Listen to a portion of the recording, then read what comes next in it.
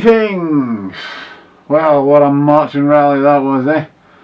The day was a huge success, and I know you'll all join me in saying thanks to the organisers, the stewards, the first aiders, the police, the volunteers, the fundraisers, and everyone else that contributed to making the day fantastic. It was such a pleasure to meet so many, and I was fair made up to get my picture taken with a lot of you. It was an amazing boost to the spirits, because I'll be honest with you, on the morning of the rally, I wasn't just disheartened, I was seriously fed up. You see, the day before I'd posted this image on Facebook, something I'd found and it just had to be shared. Kiwk-Fit were advertising for traineeships, jobs for school leavers basically, up to 39 hours a week for 5 months, zero pay, zero guarantee of a job at the end of it. They are asking kids to work for free. I got more than that when I was on YTS. You're a joke, Kiwk-Fit. But you know what was a bigger joke? The people who posted comments supporting this modern form of slavery. Yes, we have had internships for a long time and they are unpaid. But the people doing them are usually recent university graduates racking up debt from student loans, or in some rare cases living off their parents' credit cards. There are no school leavers for Castle Milk whose parents are too poor to feed themselves, never mind properly feed their kids so they can go out and do a hard day's work. Parents don't stop growing until they're at least 21. If they don't eat properly, they'll end up ill. I'll quickly gloss over the guy that said it's our own fault that we're having to suffer this 21st century exploitation because we didn't support the unions and instead allowed Maggie to decimate them. To him I say this: I was in primary 7 while the miners were on strike. Away and bile your head, man! The people we have to thank for the UK returning to being a major player in the slave trade is none other than Westminster. That's right, the same people that brought you ATOS and the work capability assessment, 0 hours contracts and the hated bedroom tax brought you the work programme, more commonly known as workfare. Hundreds of thousands of unemployed people are sent to the likes of Tesco and Poundland, mainly the kind of huge multinational, multi-billion pound corporations that can easily afford to pay people to work for them, but instead rake in up to £2,000 of taxpayers' money for each unemployed person that they give a work experience placement and make them work for their benefits. Mad comment number 1. Nobody is making them do anything.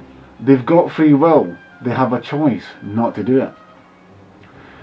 When the choice is to do 12 weeks free labour or have your benefits stopped, leaving you facing homelessness and starvation, what would you choose? Choice is even easier if you have a family to look after. Mad comment number 2. They might get a job at the end of it. This is true, they might.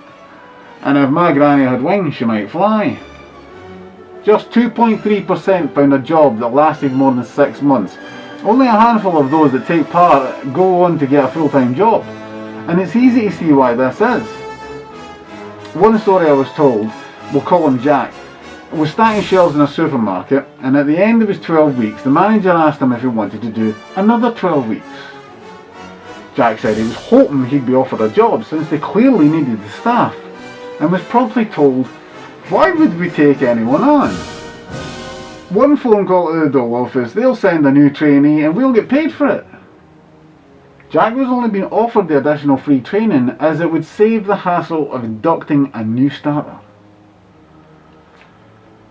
Mad comment number 3. This lorry driver said to me, I think it's a good thing that these dole punters are working for their benefits, anything to keep the cost of my messages down.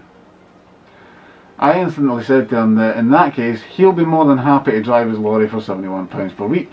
You know, every little helps. No, they'll not make me drive my lorry for that. Well, why not? I'm sure there's an unemployed lorry driver out there that your boss would be happy to have drive one of his trucks for free. Especially when it comes with the added incentive of up to £2,000. Not just free labour, but cash in the bank too. If you ain't prepared to work for a pittance, then why should anyone else? But the most maddening thing of all about workfare is that each time someone gets sent on one of these placements, the Office for National Statistics counts it as a new job. Then the condems tell the news that they've created 1 million new jobs. No new wages, no new money getting spent in the shops, no new tax or national insurance going to the Treasury to pay off the debt we inherited from the banks. And while the exploited are filling these roles, no new jobs are being created. Certainly no real jobs anyway. But the condems will add them to the 0 hours contract jobs, part-time jobs, made-up jobs and the not getting any wages traineeship jobs to make it look like they are bringing unemployment down, even though it's not. But they look good on the news channels, who simply don't bother to question Westminster anymore. And the biggest question is why? I mean, other than to make themselves look good, why would they not try to bring unemployment down by, say, building loads of council houses, something we desperately need in this country? Why does the Bank of England think it's acceptable to have between 6.5 and 7% of the working age population, well over 2 million people, unemployed? It's because if people are fighting for jobs, prepared to do anything, including working for free, then it keeps wages low. Which is the key to David Cameron's goal of making it easy for the UK to compete for jobs with the likes of China. Britain is in a global race to succeed today. It's a race with countries like China, India and Indonesia. A race for the jobs and opportunities of the future. All he expects you to do is to give up your employment rights, live in squalor and work for about £2 an hour. Not sure if any of you have seen manufacturing plants in China, but here's a wee example.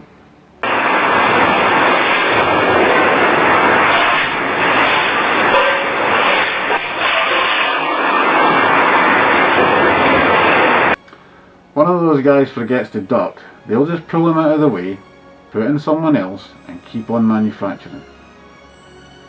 They are used until they are no longer of any use.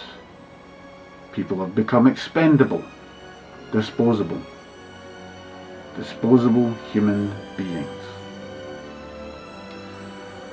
I thought we had evolved beyond accepting this kind of thing, but Better Together think the UK is okay. Far from it. Not even close. Which is why I needed a marching rally that was a sunny West Highland way better than last year's, which was still pretty phenomenal. Which brings me to the big news. The next marching rally, it's the big one. Saturday, 30th August 2014. Get it booked off work, start putting away your bus fare. Tell your family, tell your friends, tell your neighbours. Saturday, 30th August 2014. The organisers will need your help again with fundraising and stuff, but most of all, they'll need you to be there. We need to make Edinburgh shake so much they'll think Arthur's seat is erupting. I'll be looking forward to seeing you all again, especially Duncan, Katie and wee Emma. So cute! Saturday, 30th August 2014. Now get busy spreading the word!